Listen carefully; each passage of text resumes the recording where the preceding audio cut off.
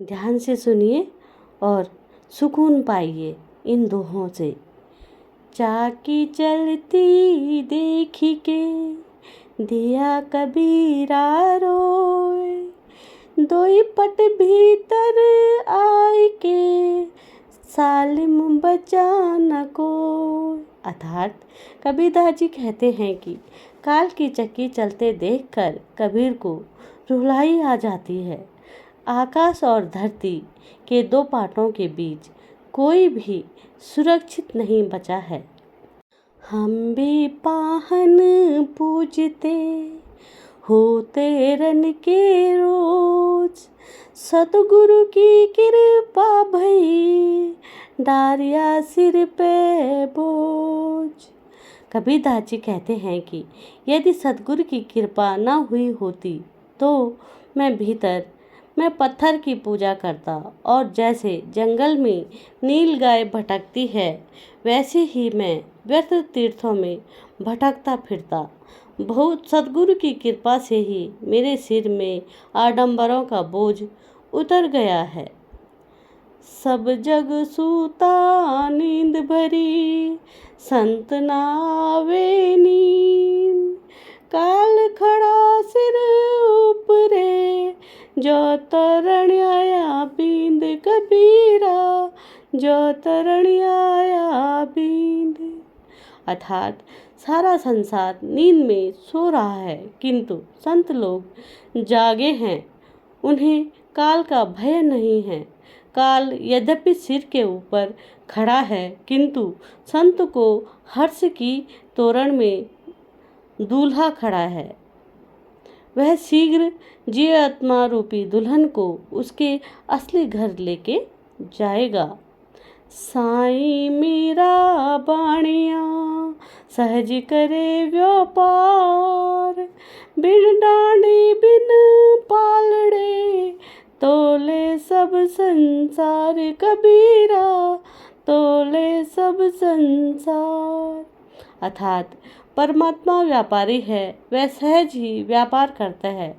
वह बिना तराजू एवं बिना डांडी परले के ही सारे संसार को तोलता है। अर्थात वह समस्त जीवों के कर्मों का माप करके उन्हें तदनुसार गति देता है।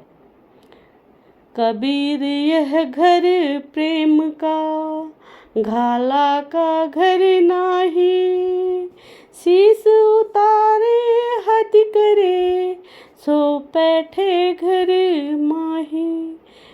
परमात्मा का घर तो प्रेम का है, यह मौसी का घर नहीं है जहाँ मन चाहा प्रवेश मिल जाए।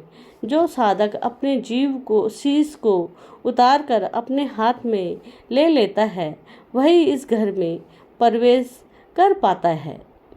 सात समुंद की मसी करो लेखन सब बन राई, धरती सब का गद करो गौ हरि गुण लिख्या न जाय कबीरा, हरि गुण लिख्या न जाय।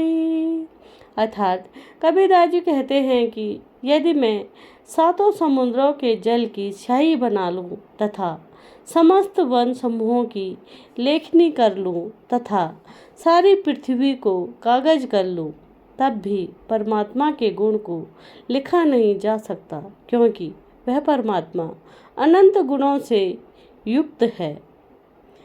जो रोऊं तो बल घटे हंसे तो राम रिसाई, मन ही माहि बिसूरना जो गुण काठई खाई कबीरा, जो गुण काठई खाई।